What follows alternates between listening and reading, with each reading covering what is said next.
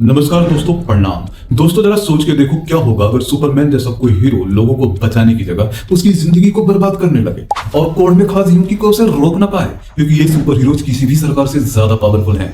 आज हम ऐसे ही सीरीज की बात करेंगे जो सुपर हीरोज के कॉन्सेप्ट को पूरी तरह से उल्टा कर देती है, और इस सीरीज का नाम है द बॉयज, और यह है एपिसोड नंबर 1। हम सब ने मार्वल और डीसी की मूवीज देखी हैं जहां सुपर हीरोज हमेशा अच्छे होते हैं और दुनिया को बचाते हैं, लेकिन द बॉयज में हमें अलग तरह की रियलिटी दिखती है। यहाँ हीरो परफेक्ट नहीं है, ना ना बिल्कुल नहीं। यहाँ के हीरोज करप्ट हैं और डेंजरस हैं। और तो और भैया इन्हें कंट्रोल करती है कॉर्पोरेट कंपनी जिसका नाम है वी-गार्ड।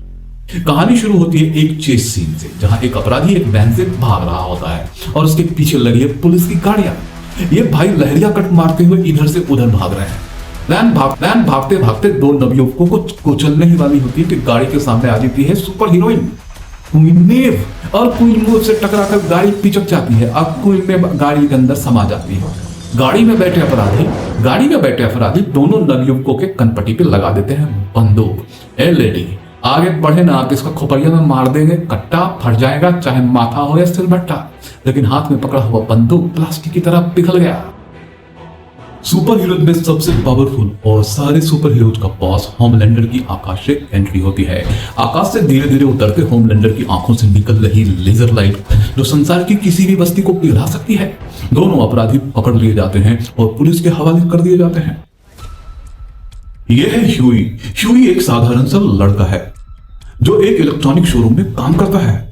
उसकी गर्लफ्रेंड उससे मिलने शॉप में आती है। दोनों आपस में प्यार भरी बातें करते हुए चलते चलते शोरूम से बाहर निकल जाते हैं। दोनों प्रेम के दो पंछी अपनी ही दुनिया में खोए हुए हैं। सड़क के किनारे ह्यूई ने अपने गर्लफ्रेंड की चुम्मी लेके फ्री ही हुआ था। एक धमाका सा होता है, खून के छपाके उड़ते हैं और किसी के समझ में आए उससे पहले ह्यूई की गर्लफ्रेंड के पर खच्चे हो जाते हैं। और इन पर खच्चों के बीच नजर आता है ए ट्रेन। इस सुपर हीरो ग्रुप का ही एक सुपर हीरो है जिसकी रफ्तार से भी ज्यादा तेज है। यह दुनिया का सबसे तेज दौड़ने वाला प्राणी है जिसकी रफ्तार जेट से भी ज्यादा है।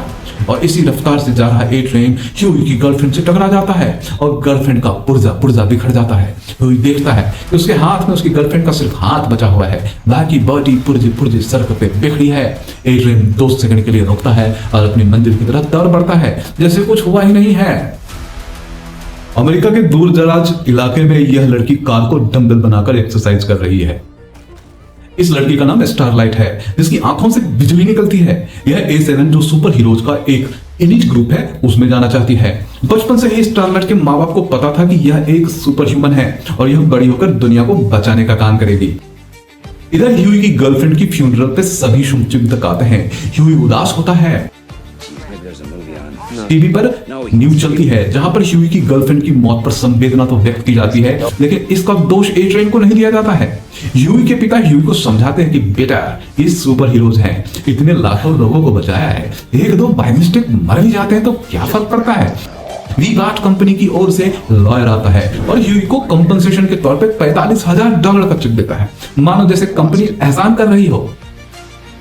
और साथ ही साथ एक एग्रीमेंट पे भी साइन करवाना है और एग्रीमेंट के मुताबिक ह्यूई किसी से भी उसकी गर्लफ्रेंड के साथ हुए हादसे के बारे में बात नहीं करेगा। ह्यूई का मन करता है कि वकील को लात घूंसे मार के उसका मुंह तोड़ दे, लेकिन सीधा साधा ह्यूई यह सिर्फ अपने मन में ही इमेजिन करता है और लॉयर से कहता है कि वह इसके बारे में सोच के बताएगा। ह्यूई अपने घर आता है और ठान चुका है कि उसकी गर्लफ्रेंड की जान ए ट्रेन की वजह से गई है और वह ए ट्रेन को कोर्ट में घसीटने की सोचता है। ह्यूई के पिता उसको समझाते हैं, ए बाप रे पूछ, लड़की तो गई तुम्हारी, अब वो आ तो सकती नहीं है, तुम इनका बिगाड़ कुछ सकते नहीं हो तो काहे अंदर से भभक रहे हो। भभकने से कोई फायदा थोड़ी मिलने वाला है। हो इससे अच्छा है $45,000 का चेक लो, ऐश करो, चवन्नी उछाल के कैश करो। ह्यूई मन ममोस के रह जाता है। उसके पिता उसको समझाते जरूर है, लेकिन अब उसके सीने में बदले की चिंगारी जल पड़ती है जिसमें जरा सा घी डालते ही यह चिंगारी आग में बदल जाएगी। इधर स्टारलाइट को वी-गार्ड से फोन आता है कि उसका सुपर हीरोज के एलीट ग्रुप में सिलेक्शन हो गया है और वह भी दुनिया को बचाने का आनंद उठा सकती है। स्टारलाइट जब वी-गार्ड कंपनी जाती है तो उसका जोरों शोरों से स्वागत किया जाता है। यहाँ उसका फर्स्ट इंट्रोडक्शन उसके सहकर्मी डीन के साथ होता है जो पूरे शोर शराबे के साथ स्टारलाइट को वॉट कंपनी ज्वाइन करवाता है।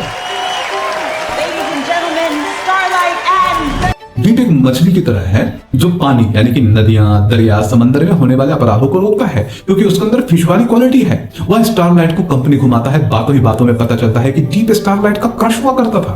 इतना सुनते ही डीप स्टारलाइट के साथ इलू इलू करना चाहता है। स्टारलाइट भड़क जाती है कि तू पगला है का रे? यह का बदतमीजी है। डीप उससे कहता है कि ए आंखन से बिजली गिराने वाली हसीना, हमारे साथ इलू इलू करो, नहीं तो हम तुम्हारा सपना सपना ही रह जाएगा। एक बार तो शौक में पड़ जाती है स्टारलाइट। स्टारलाइट को बहुत अफसोस होता है कि ससुरा इसके चक्कर में, बताओ, इसको कभी हम पसंद किया करते थे और कितना घृणित आदमी है। डीप उसको कहता है कि बेटा हमारे साथ इलू इलू कर लो, नहीं तो तुम्हारा ये जो है ना वार्ड को ज्वाइन करने का सपना सपना ही रह जाएगा। मजबूरी में स्टारलाइट को उसके साथ गंदा गंदा हरकत करना पड़ता है। अब एंट्री होती है बिल्ली बुचर की। वह ह्यूई से कहता है कि तुम्हारे अंदर इन हीरो के प्रति धधकती ज्वाला जो तुम्हारे दिल में जल रही है ना, उसी तरह इन हीरो के प्रति उसके दिल में भी नफरत भरी है। लेकिन ह्यूई कहता है कि हम ठहरे नॉट द मैंगो पीपल, हम इन हीरोज का कुछ बिगाड़ थोड़ी ना सकते हैं। बिल्ली कहता है बिल्कुल बिगाड़ सकते हैं। अब ह्यूई के सामने इन हीरोज की पोल खुलने लगती है। बिल्ली बुचर उसको कहता है कि ये हीरो नेचुरली पैदा नहीं होते हैं, बल्कि बाकायदा इन हीरोज को लैब में तैयार किया जाता है। लोगों को बचाना, ह्यूमैनिटी को सर्व करना, ये सब दिखावा है। इसके पीछे पैसे का सारा खेल है। इन हीरोज की मूवीज बनती है, बिलियंस ऑफ डॉलर की कमाई होती है, इनके मर्चेंडाइज बिकते हैं।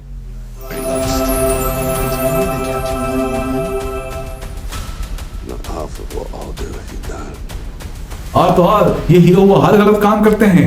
ह्यूई तो सुनकर शौक हो जाता है। बुचर उसे एक गुप्त स्थान पे ले जाता है जो सुपर हीरोज की अय्याशियों का अड्डा होता है। वहां आकर ह्यूई की आंखें फटी की फटी रह जाती है। ये सुपर हीरो ऐसे काम कर रहे हैं, ऐसे काम कर रहे हैं जिसको शब्दों में बताना संभव नहीं है, क्योंकि बहुत लज्जा सी आ जाएगी। भाई बहुत घृणित काम है, ऐसा काम हो रहा है, हम दिखा भी नहीं सकते। बुचर ह्यूई से कहता है कि ये सारे के सारे सुपर हीरो कोई सब्सटेंस लेते हैं जो इनकी ताकत का राज है। बिल्ली बुचर कहता है कि भैया अगर तुम ये ट्रांसमिटिंग डिवाइस अगर वहां पे प्लांट कर दो तो मजा ही आ जाए, ताकि हमें उनकी बातचीत सुनने का मौका मिल सके। ह्यूई मान जाता है। वी-वार्ड कंपनी जाता है उस लॉयर से मिलने के बहाने।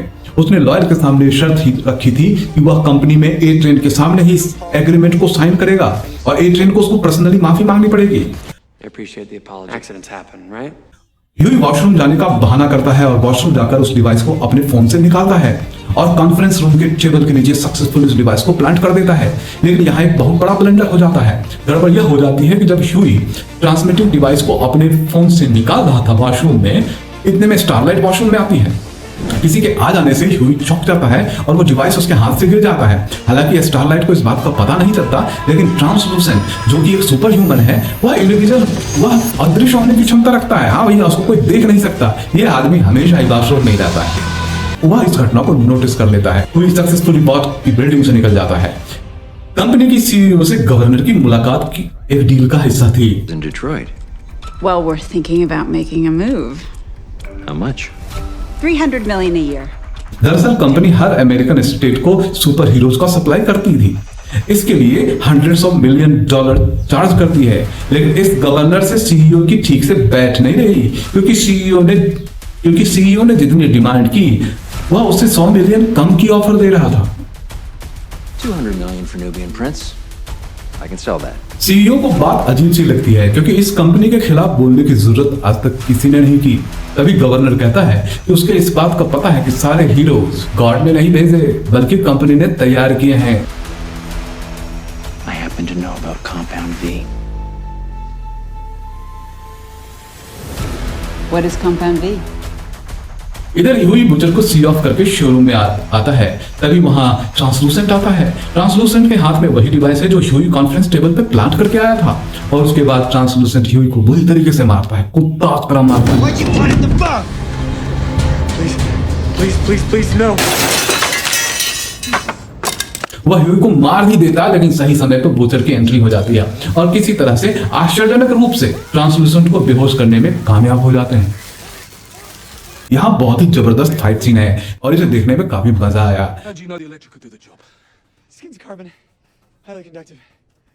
यह इधर गवर्नर जो सीईओ को धमकी दे के आया है, वो अपने बच्चे के साथ चार्टर्ड प्लेन से वापस लौट रहा है।